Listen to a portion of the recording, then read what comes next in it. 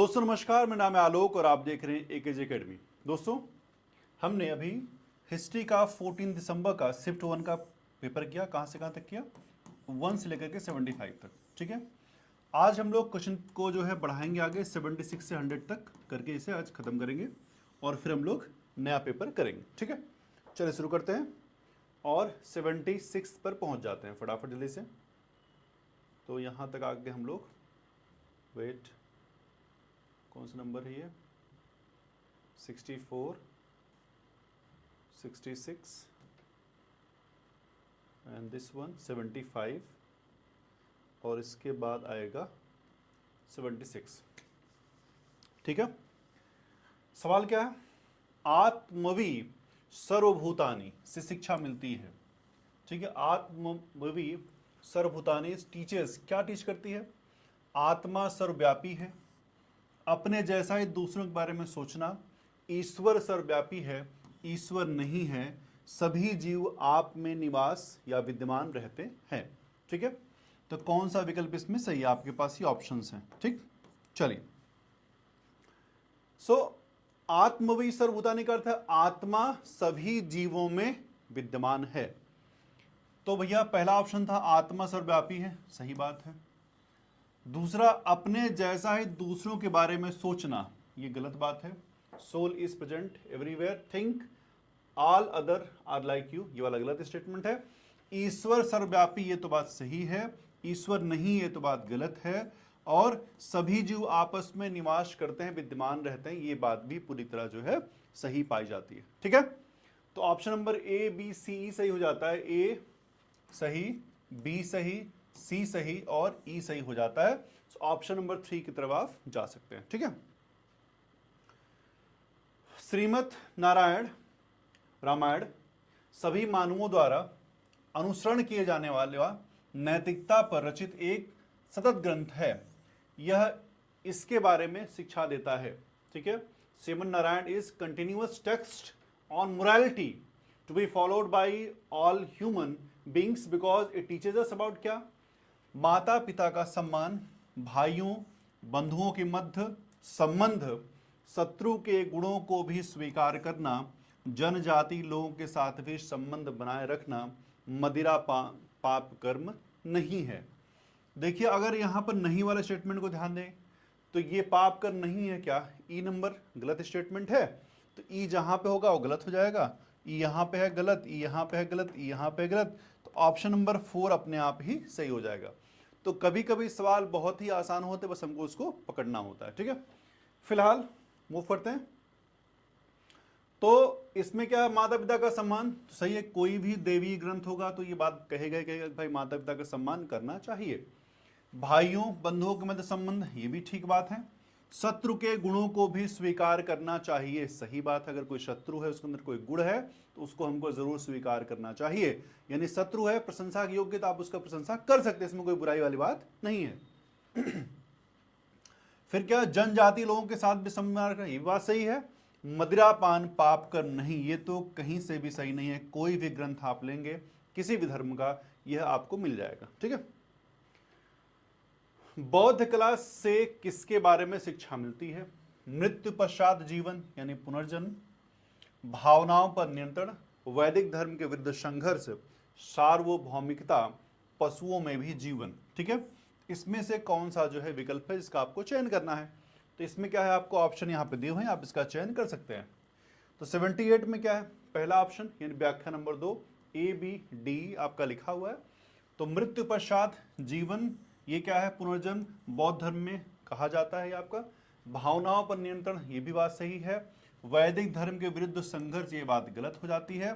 सार्वभौमिकता, ये सही बात है।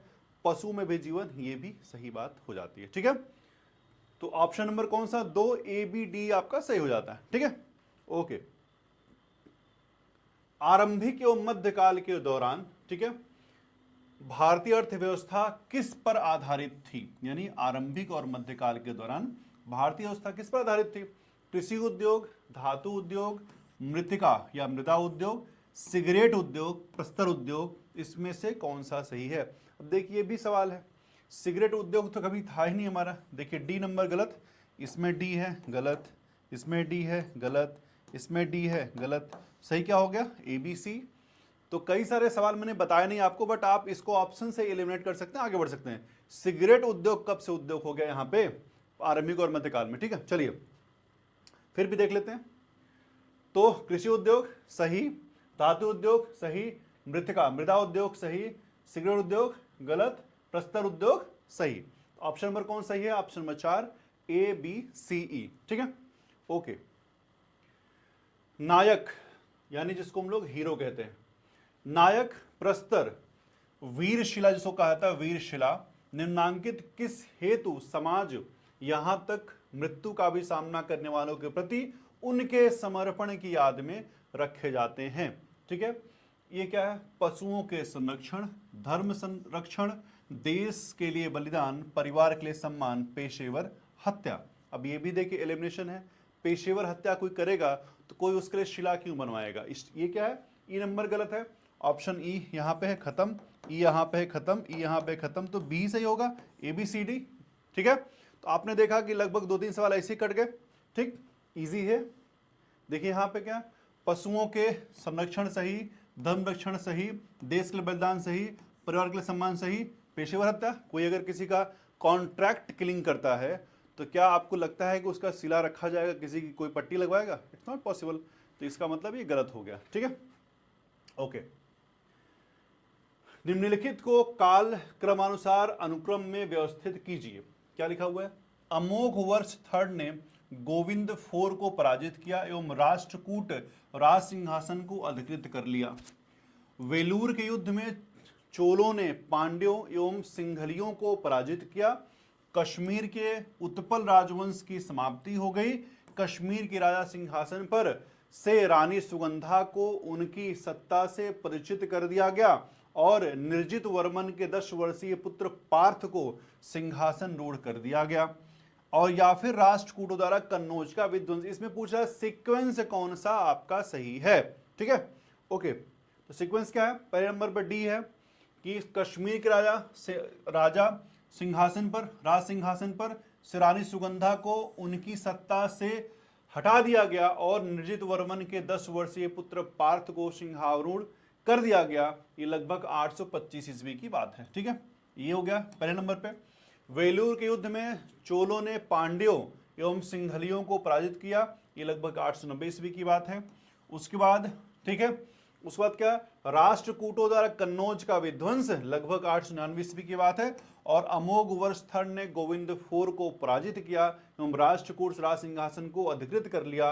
अंतिम ये लगभग 912 ईस्वी की बात है। लास्ट वाला क्या है? कश्मीर के उत्पल राजवंश की समाप्ति, ये लगभग 939 ईस्वी की बात हो जाती है। इसका आंसर क्या हो जाएगा? डी बी ई ए सी। ठीक है, ऑप्शन 3। निम्नांकित को काल क्रमानुसार वैसे फिर से करिए आप।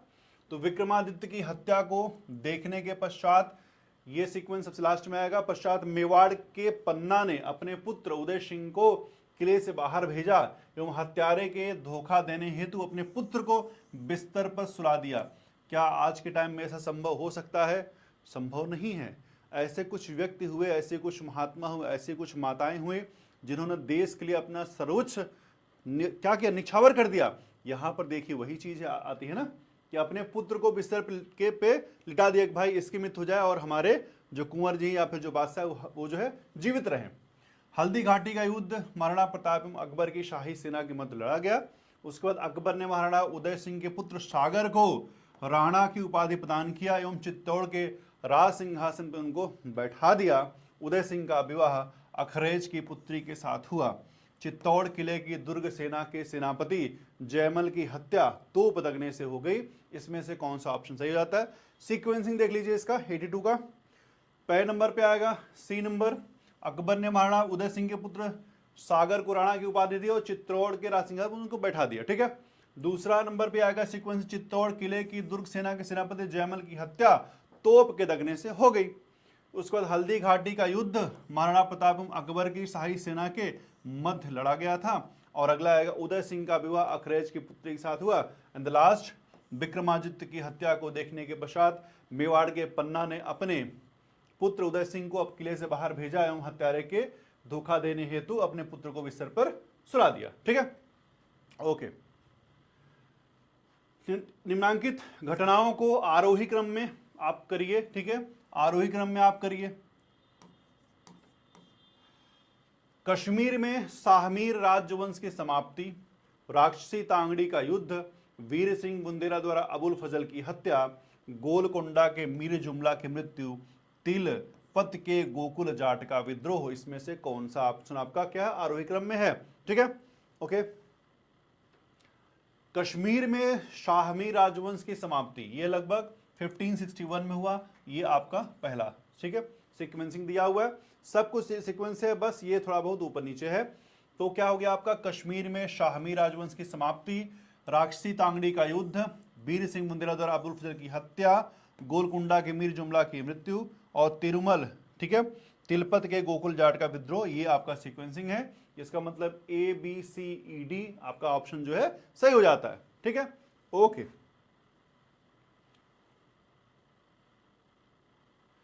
निम्नांकित को आरोही क्रम में व्यवस्थित कीजिए। तुकाराम, चैतन्य, महाप्रभु, एकनाथ, ज्ञानेश्वर, रामदास, इसमें से सही उत्तर का चयन कीजिए। तो आपको बताना है क्रम क्या, आरोही क्रम, आपको फिर सीक्वेंसिंग जाना पड़ेगा, ईयर पता होना चाहिए आपको। ज्ञानेश्वर, ज्ञानेश्वर का टाइम पीरियड ये है, संत ज्ञानेश्वर वे 13वीं शताब्दी में नाथ परंपरा के एक मराठी संत, कवि, दार्शनिक और योगी के टाइम देख लीजिए, ये वाला टाइम फ्रेम है 1275 1275। चैतन्य महाप्रभु ये हो गया इनका टाइम पीरियड 1486, नंबर 2 पे आ गए।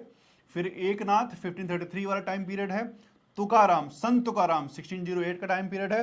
रामदास 1608 का टाइम इनका भी है। तो लगभग लगभग सेम सेम आपका चला आता है इनका। ठीक है, ओके। निम्नांकित में को उनके प्रारंभ होने के कालक्रम के अनुसार व्यवस्थित कीजिए। इसका भी सीक्वेंसिंग है आपका, बारदोली सत्याग्रह, बिहीपुर सत्याग्रह, रोलेट एक्ट, अहमदाबाद सत्याग्रह, खेड़ा सत्याग्रह, इसमें भी ऑप्शन आप लगा सकते हैं। सबसे लास्ट में क्या है, अगर आप उसको जानते हैं सीक्वेंसिंग आप बना सकते हैं। Option number 4 B, D E C A B इसका आंसर है। अहमदाबाद सत्याग्रह हुआ पहले, फिर खेड़ा हुआ, फिर रोलेट एक्ट आया, जिसका विरोध करने के लिए ब्रिटिश सरकार ने क्या किया, मतलब इनका एक्ट का नाम क्या था कि ये किसी को भी पकड़ सकते थे, बिना किसी की अनुमति के उसको जेल में रख सकते थे। ठीक है, ओके। आप मुझे बता सकते हैं कि गांधी जी ने इसके बारे में क्या कहा। फिर बारदोली सत्याग्रह, फिर बिहीपुर सत्याग्रह, ये क्या सत्याग्रह, ये आपका सीक्वेंसिंग निकल करके आता है। अहमदाबाद, खेड़ा, रोलेट एक्ट, बारदोली, बिहीपुर, ये आपका डी सी ए बी आपका ऑप्शन जो है निकल के चला आता है। ओके, नीचे दिए गए कथन है, एक अभिकथन ए है और दूसरा क्या है, कारण है। अभिकथन क्या है, तो आपका अससन, दूसरा रीजन, भरत शकुंतला के और दुष्यंत के पुत्र थे। क्या है, भरत शकुंतला और दुष्यंत के पुत्र थे। ठीक है, क्योंकि उनका पालन पोषण शकुंतला के द्वारा किया गया था। अब इस उपरोक्त कथन के आलोक में निम्नांकित दिए गए विकल्प में से कौन सा सही आपका उत्तर होगा। ऑप्शन ए होगा, 2 होगा, 3 या फिर 4, कौन सा होगा। तो हम जानते हैं इसका ऑप्शन नंबर कौन सा होगा, ऑप्शन नंबर 1, ए और आर दोनों सही है और आर ए की सही व्याख्या करता है। भरत क्या थे, भरत शकुंतला और दुष्यंत के पुत्र थे, ये तो बात सही है। प्राचीन भारतीय महाकाव्य के अनुसार भरत और शकुंतला इसकी इनकी स्टोरी भी है। ठीक है, हम इसके बारे में कभी पढ़ेंगे आगे। फिर कारण, उनका पालन पोषण शकुंतला के द्वारा किया गया, यह कथन भी आप सत्य कह सकते हैं। ठीक है, हालांकि प्रश्नों में कॉन्ट्रैक्शन होता है, फिर भी हम उसकी तरफ नहीं मूव करते हैं। चलते हैं अगले सवाल की तरफ। नीचे 2 कथन दिए गए हैं, एक अभिकथन एक रूप में, दूसरा उसके कारण के रूप में। कल्हड़ की राजतरंगड़ी कश्मीर के शासकों पर एक ऐतिहासिक अभिलेख है, बात तो सही है। कारण आर, किंतु समुद्रगुप्त का उल्लेख नहीं किया गया, अतः कल्हड़ की कृति अपूर्ण है। ये तो वही बात होगी, कौन सी बात हुई, चलिए कोई तो बात हुई गई। दोनों ए और आर सत्य हैं और आर ए की सही व्याख्या है, या फिर दोनों गलत हैं, इसकी व्याख्या नहीं है। हम जानते हैं इसके बारे में, ऑप्शन नंबर इसका 3 सही है। ए सत्य है, आर सत्य है। भाई मेरा घर बना, मैं आपको बुलाऊं चाहे ना बनाऊं। ठीक है, तो कल्हड़ ने क्या किया, कश्मीर का इतिहास लिखा। तो कश्मीर का इतिहास लिखा, उसमें समुद्रगुप्त से उनसे कोई मतलब नहीं है। तो इसका मतलब ए अभिकथन सही है, आर गलत है, यानी कि क्या लिखा हुआ, सत्य आर है। ठीक है, ये लिखा हुआ है। ठीक, कल्हड़ ने क्या लिखा, राजत रंगड़ी लिखा, 12th सेंचुरी ईस्वी में लिखा, ठीक है। और एक कश्मीर और उनके शासकों के इतिहास का विवरण है, और समुद्रगुप्त का उनसे कोई मतलब नहीं है, ठीक है। नीचे दो कथन दिए गए, एक अभिकथन ए के रूप में है लिखित, दूसरा उसके कारण आर के रूप में लिखा हुआ है। ब्रिटिश भारत में मिशनरियों, धर्म प्रचारकों को बसने की अनुमति केवल अनुज्ञा लाइसेंस प्रणाली के अंतर्गत 1813 से दी गई, ठीक है। यह आपका अभिकथन है। रीजन, फिर भी इस प्रकार का नियंत्रित प्रवेश केवल 1833 तक ही बना रह पाया, ठीक है। तो इसमें से कौन सा आपका 1 2 3 4 में से कौन सा आपका ऑप्शन सही हो जाता है। तो 88 का ऑप्शन नंबर 2 दोनों सत्य है, लेकिन आर ए की सही व्याख्या नहीं है। जरूर नहीं कि कोई एक्ट आया तो वह पूर्णतः बंद हो जाए, हो सकता है उसके बाद धीरे धीरे बंद हो एक्ट आने के बाद। तो यही लिखा हुआ है, ब्रिटिश भारत में मिशनरियों को बसने की अनुमति केवल अनुज्ञा या लाइसेंस प्रणाली के अंतर्गत 1813 से दी गई, तो ठीक है। यहाँ पे लिखा हुआ ना, 1813 के चार्टर एक्ट ने मिशनरियों को एक विनियमित लाइसेंस प्रणाली के तहत ब्रिटिश भारत में प्रवेश करने की अनुमति दी, जो कि पहले के प्रतिबंधों से एक महत्वपूर्ण बदलाव था। ये तो बात सही हो जाती है। 1833 के चार्टर एक्ट ने ऐसे सुधार पेश किए जिन्होंने मिशनरी गतिविधियों सहित ब्रिटिश भारत में शासन और प्रशासन के विभिन्न पहलुओं को प्रभावित किया। हालांकि वर्णित मिशनरी प्रवेश का नियंत्रण या विनिमय वास्तव में इस अवधि तक किसी न किसी रूप में जारी रहा, ठीक है। तो यह आप नहीं कह सकते कि वहीं तक रहा, ठीक, और ये एकमात्र कारण था, ऐसा भी नहीं कह सकते। नीचे दो कथन दिए गए, एक अभिकथन ए के रूप में, दूसरा उसका रीजन, वही सेम चीज है। सरदार वल्लभ भाई पटेल ने एम ए जिन्ना से कहा कि तलवार का जवाब तलवार से दिया जाएगा, स्टेटमेंट है ये। अब ये दूसरा, सरदार वल्लभ भाई पटेल ने कांग्रेस को अलग करने के लिए लॉर्ड वेवल द्वारा एम ए जिन्ना के समर्थन करने के पृष्ठभूमि में कौन से मतलब कथन से स्वयं को अलग रखा, ये आपका रीजन है ये। अब इसमें से क्या दोनों सही है, दोनों सत्य है, लेकिन सही व्याख्या नहीं है, ए सत्य है या फिर आर सत्य है या सत्य, जो भी, ठीक है। सो नो डाउट हम जानते हैं कि ये वाला स्टेटमेंट क्या है, सरदार वल्लभ भाई पटेल यानी क्या है, दोनों सत्य हैं, आर ए की सही व्याख्या कर सकते हैं, करता है ये। तो सरदार वल्लभ भाई पटेल ने क्या किया, उन्होंने मोहम्मद अली जिन्ना से कहा था, क्या कहा था, अपने कौन से अधिवेशन में उन्होंने कहा था, ये कौन सा अधिवेशन है भाई, नो ये वाला 23 नवंबर 1946 को मेरठ में जब कांग्रेस का सेशन हुआ तो वो काफ़ी गुस्सा थे दंगों से, जिन्ना के डायरेक्ट एक्शन प्लान से, उसकी वजह से कई लोग मर रहे थे। तो उन्होंने क्या कहा कि अपने भाषण में कहा कि धोखे से पाकिस्तान लेने की बात मत करो, अगर तलवार से लेना है तो उसका मुकाबला तलवार से किया जा सकता है, स्टेटमेंट है। तो आप ये कह सकते हैं ये दोनों क्या है, सही बात है, ठीक है। ये क्या नीचे दिए दो कथन दिए गए, एक अभिकथन ए के रूप में, दूसरा उस कांड के रूप में। अभिकथन ए, वर्ष 1916 का लखनऊ सम्मेलन कांग्रेस लीग समझौता के कारण महत्वपूर्ण था, तिलक ने इसमें महत्वपूर्ण भूमिका का निर्वहन किया। दूसरा आर, तिलक मुस्लिमों के लिए पृथक निर्वाचक मंडल की योजना के प्रबल समर्थक थे। उपरोक्त के आलोक में निम्नलिखित में से विकल्पों में से सही उत्तर का चयन कीजिए। सो पहला ऑप्शन ए वही सत्य, ए सत्य, लेकिन आपका क्या है, सही व्याख्या नहीं है, ए सत्य आर सत्य, या फिर ए असत्य और आर सत्य है। क्लियर। तो ऑप्शन 3 ए सत्य है लेकिन आर असत्य है। तो आप ये कह सकते हैं कि आपका जो पहला स्टेटमेंट 1916 में भारतीय राष्ट्रीय कांग्रेस और अखिल भारतीय मुस्लिम लीग के बीच संवैधानिक सुधारों को मिलकर काम करने के लिए एक समझौता हुआ, जिसको हम लोग लखनऊ पैक्ट के नाम से भी जानते हैं, यह कथन सही है, दूसरा वाला सही नहीं है। तो क्या है, तिलक आमतौर पर मुसलमानों के लिए अलग निर्वाचन क्षेत्र के क्या थे, विरोधी थे, ना कि पक्षधर थे। आप कह सकते हैं ये तो सत्य है बट दूसरा वाला असत्य है, ठीक है। अब देखिए इतना बड़ा सा पैसेज है, आप इसको पढ़ सकते हैं, आपके सामने पैसेज, ये हिंदी इंग्लिश दोनों में दिया हुआ है, पढ़ लीजिएगा इसको। हम सवाल की तरफ मूव करते हैं। मानव किस समय तक आखेटक संग्राहक हुआ करता था? When were women were hunter gatherers? So during prehistory times, during Neolithic times, when they became settlers, during agricultural growth, किस समय तक हुआ करता था? भाई आखेटक संग्राहक, शिकार करने का भी एक टाइम है, और वो टाइम पीरियड कौन सा है? प्रागैतिहासिक है वो टाइम, प्रीहिस्टोरिक पीरियड, ठीक है। यानी अपनी आवश्यकताओं के लिए वो जानवरों का शिकार कर रहा है, जानवरों को मार पीट रहा है, क्योंकि वही उनका प्राइमरी सोर्स है फूड का, ठीक है। तो ये आपका ऑप्शन क्या है? ये वाला सही हो जाता है, बाकी चीजें इससे अलग हैं। ठीक, चलिए, निम्नलिखित में से किसे शाकाहारी खाद्य पदार्थ में शामिल नहीं किया जा सकता? शाकाहारी क्या है? आप फल खाएंगे आप शाकाहारी कहलाएंगे, पुष्प खाएंगे शाकाहारी कहलाएंगे, पत्तियां खाएंगे शाकाहारी कहलाएंगे, खरगोश खाएंगे तो मांसाहारी कहलाएंगे। तो ये शामिल नहीं है। तो ये यही है, फल खाएंगे शाकाहारी, पुष्प खाएंगे शाकाहारी, पत्तियां खाएंगे शाकाहारी, खरगोश खाएंगे तो शाकाहारी नहीं है, खरगोश नहीं खाना चाहिए। पशुओं की हत्या के दौरान क्या घटित हुआ? क्या घटित हो भाई?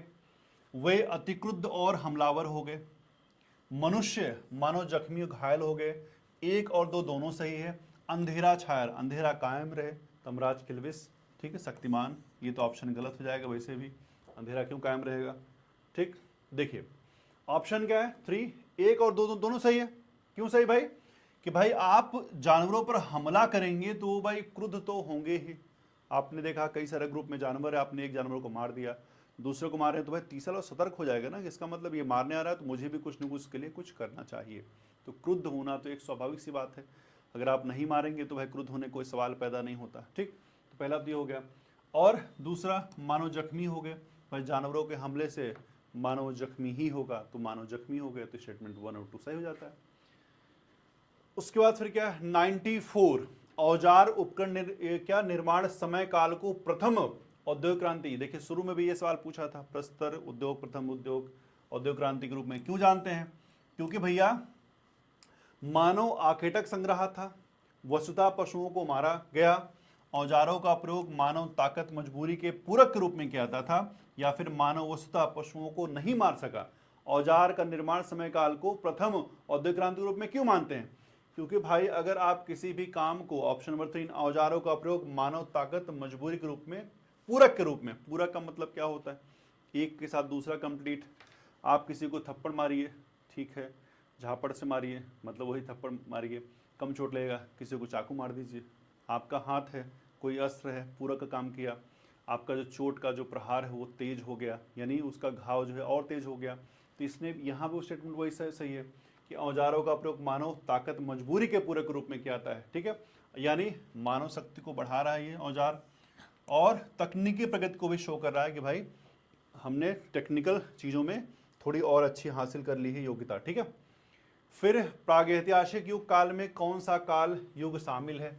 कौन शामिल है? पुरापाषाण शामिल है, गृह आवास शारीरिक शक्ति को, या फिर पाषाण युग। तो नो डाउट इसका ऑप्शन नंबर 1 सही हो जाता है। पुरापाषाण काल, मानव प्रदय, ये क्या इसी के बारे बात कर रहा है, यानी पहला वाला शामिल है। ठीक है, और बाकी क्या है? ये तो ये क्या, ये सब उसके बाद के हैं, और ये सब उसके अंदर सब कैटेगरी आ जाते हैं। पाषाण युग, जबकि पूरे प्रागैतिहासिक काल को पाषाण युग कहते हैं, तो आप इससे अलग कैटेगरी में नहीं, ये भी उसी का पार्ट ही है। तो उसने पूछा था कौन सा शामिल है, यानी इसका मतलब ऑप्शन नंबर 1 हो जाता है। ठीक, अब एक अलग पैसेज है बड़ा सा, इसको भी आप लोग पढ़ लीजिएगा, आपके पास पेपर होगा, आप देख सकते हैं। अब इसमें क्या है? अधिकार पत्र। ठीक है, the charter act that conferred all law making powers on the Governor General Council was Charter Act 1793, Charter Act 1813, Charter Act 1833, Charter Act 1853। कौन सा सही हो जाता है भाई इसका? सो नो डाउट इसका ऑप्शन नंबर 3 है, चार्टर एक्ट 1833, जिसको हम लोग act of Saint Helena act भी कहते हैं, उसके बारे में बात हो रही है। तो यानी बंगाल के गवर्नर जनरल का पद भारत के गवर्नर जनरल के रूप में आप चेंज कर दिया गया कि भाई अब ये बंगाल नहीं है, पूरे भारत के गवर्नर जनरल ये कहलाएंगे। ठीक है, और इनकी काउंसिल को पूरे ब्रिटिश भारतीय क्षेत्र के लिए विधायी अधिकार दिए गए, जिसने बॉम्बे और मद्रास प्रेसिडेंसियों की विधायी शक्तियों को निरस्त कर दिया। ठीक है, चलिए, और इस प्रकार ये क्या है? ब्रिटिश भारत में सभी विधायी शक्तियों को गवर्नर जनरल इन काउंसिल के अधीन केंद्रीय सेंट्रलाइज्ड कर दिया गया। ठीक है, ओके। ब्रिटिश द्वारा लागू वैध प्रणाली पर विकसित और आधारित है क्या भाई? शास्त्र, शरीयत, या फिर शास्त्र और शरीयत दोनों, पश्चिमी प्रेस संहिता के साथ देशज कानून की व्याख्या। तो ऑप्शन नंबर कौन से होगा? Option number 4। ठीक है, ना शरिया ना शास्त्र ना कुछ भी, तो क्या होगा? इंटरप्रिटेशन ऑफ नेटिव लॉज, यानी पश्चिमी प्रेरित संहिता के साथ देशज कानून की व्याख्या। तो भारतीय भारत में ब्रिटिश कानूनी प्रणाली को केवल सास या सरिया पे हम आधारित नहीं मान सकते थे, इसके बजाय यह देसी कानून और पश्चिमी कानून का एक मिश्रण था। ठीक है, ओके। 98 बिट्सो द्वारा भारत में वैध प्रणाली की संविदाकरण का उद्देश्य क्या था? राजस्व प्रशासन पर नियंत्रण, ब्रिटिश अधिकारियों के हितों की सुरक्षा, देशज जमींदारों, व्यवसायिकों और शोषक के हितों की सुरक्षा, भारत में ब्रिटिश के सभी हितों की उन्नति। ठीक है, ओके। ऑप्शन नंबर 3 होगा देसी रियासतों, व्यापारियों और बागान मालिकों के हितों की रक्षा करना। तो इसका ऑप्शन नंबर 3 सही हो जाता है। ठीक, चलिए आगे चलते हैं।